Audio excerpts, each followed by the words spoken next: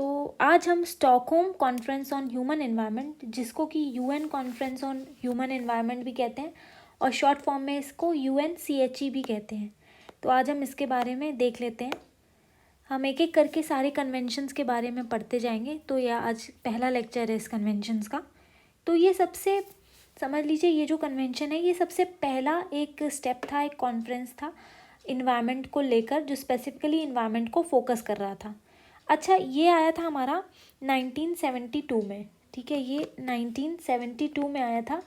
लेकिन इसके पहले क्या एक्टिविटीज़ हो रही थी, पहले हम उनको देख लेते हैं, जिससे इस कॉन्फ्रेंस के बैकग्राउंड को समझने में हमें हेल्प मिलेगी कि किस तरीके से इसका अस्तित्व हुआ। सबसे पहले तो स्टॉकहोम कॉन्फ्रेंस होने के भी पहले 1960s का टाइम चल रहा था, 1960s का, जहाँ पे बहुत सारे कुछ इंसिडेंट्स हुए और जिन पे हम नज़र डालेंगे तो हमें पता चलेगा कि इन्वायरमेंट से कहीं ना कहीं इनका कनेक्शन था। जैसे कि 1962 में पी सू फॉग था, जो कि एयर पोल्यूशन हुआ था लंदन में, उसके लिए ज़िम्मेदार था, जिसमें 750 पीपल डाइड हो गए थे, ठीक है, डेथ हो गई थी उनकी। फिर उसके बाद coal mine waste pile collapse हो गया था 1966 में। उसी तरीके से कई सारे यहाँ पे इंसिडेंट्स हुए, जिसमें से कि एक फेमस मरकरी पॉइजनिंग वाला जो मिनामाटा बे में हुआ था, जिसमें 2000 से ज़्यादा लोग मारे गए थे। तो ये सारे इंसिडेंट्स होते चले गए। लेकिन क्या इन सब इंसिडेंट्स का हमारे इंटरनेशनल पॉलिटी जो चल रही थी उस पर कोई इफेक्ट था, कोई इस पर ध्यान दे रहा था? तो हम देखेंगे, सबसे पहली जो बात करते हैं, जो इन्वायरमेंट को लेके बात आती है, वो एक साइलेंट स्प्रिंग करके बुक लिखी गई थी रैशियल कार्सन द्वारा, जिसमें इसका जिक्र किया गया। ये बुक आई थी हमारी 1962 में। इसमें जो कार्सन थी, इन्होंने पेस्टिसाइड्स और जो बाकी के केमिकल सब्सटेंसेस होते हैं, इनका क्या डिवास्टेटिंग इफेक्ट्स होता है ह्यूमन और इन्वायरमेंट के ऊपर, ये इसके बारे में इन्होंने बताया था बहुत अच्छे से। उसके बाद धीरे धीरे करके साइंटिस्ट ने भी इन्वायरमेंट पे के ऊपर जो भी नेगेटिव इफ़ेक्ट्स हो रहे हैं इंडस्ट्रियलाइज्ड वर्ल्ड के, उन सबको स्टडी करना शुरू किया, क्योंकि ये एक ऐसा टाइम था जहाँ पे इंडस्ट्रियलाइजेशन हो रहा था। साथ ही साथ ये टाइम था कोल्ड वॉर का, जहाँ पे कई सारी कंट्रीज़ थी जो अपने आप को कॉलोनियलिज्म से छुड़ाना चाह रही थी। तो ये चीज़ ने भी इस चीज़ को क्लियर किया कि अब हमें कोई कलेक्टिव रिस्पॉन्स लेना होगा, किसी एक के करने से कुछ नहीं होने वाला।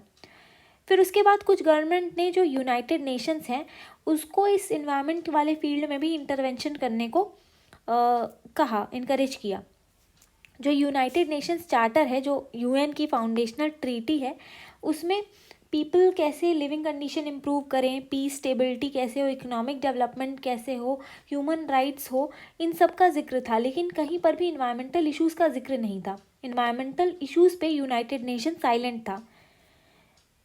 लेट 1960s आते आते जो स्वीडन है, वो एक रिस्पेक्टेड मिडिल पावर की तरह उभर के आया था, ठीक है, और यूनाइटेड स्टेट्स और सोवियत यूनियन को एक तरीके से चैलेंजर के तौर पर सामने उभर कर आया। उसके बाद स्वीडिश जो डिप्लोमेट्स थे, उन्होंने ग्लोबल एजेंडा, जो कि अभी तक वॉर और इन सब के पीछे था, उसको शिफ्ट करना चाहा कि हम कैसे इंटरनेशनल डेवलपमेंट करें और इन्वायरमेंटल प्रोटेक्शन भी देखें।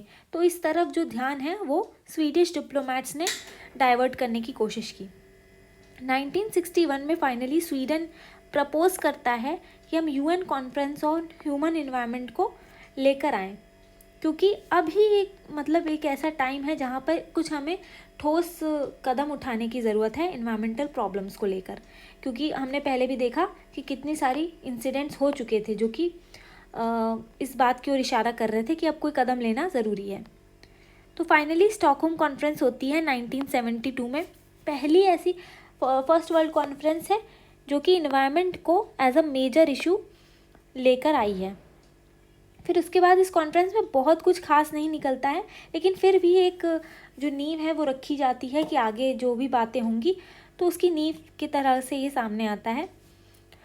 इसमें 26 प्रिंसिपल्स अडॉप्ट किए जाते हैं, जिसमें बहुत सारी बातें लिखी रहती हैं, किस तरीके से डायलॉग होगा हमारा इंडस्ट्रियलाइज्ड और डेवलपिंग कंट्रीज़ के बीच में, कैसे हम इकोनॉमिक ग्रोथ को पोल्यूशन के साथ लिंक करेंगे। तो इसका जो एक्शन प्लान है, इसकी 3 मेन कैटेगरीज थी। क्या था? Global environmental assessment programme, environmental management activities और international measures to support assessment and management activities carried out at the national and international level. उसके बाद यही सब था, लेकिन इसका मेजर जो रिज़ल्ट था इसके बाद, इस कॉन्फ्रेंस के बाद यूनेप का हमारा फॉर्मेशन हुआ था। यूनेप क्या है? United Nation Environment Programme. तो इसका फॉर्मेशन हमारी इसी कॉन्फ्रेंस के बाद हुआ था। साथ ही साथ कई देश ऐसे थे जिन्होंने अपने होम कंट्रीज़ में इस कॉन्फ्रेंस के बाद कुछ इन्वायरमेंट को लेकर एक्ट्स लाए गए थे। जैसे हमारे यहाँ पे वाटर पोल्यूशन एक्ट आया था, जो कि इस कॉन्फ्रेंस में पार्टिसिपेशन के बाद लाया गया। तो ये हमारी ये वाली कॉन्फ्रेंस थी, Stockholm conference on human environment. अब नेक्स्ट लेक्चर में हम आगे के कन्वेंशंस के बारे में पढ़ेंगे, तो आप मेरे साथ बने रहिए।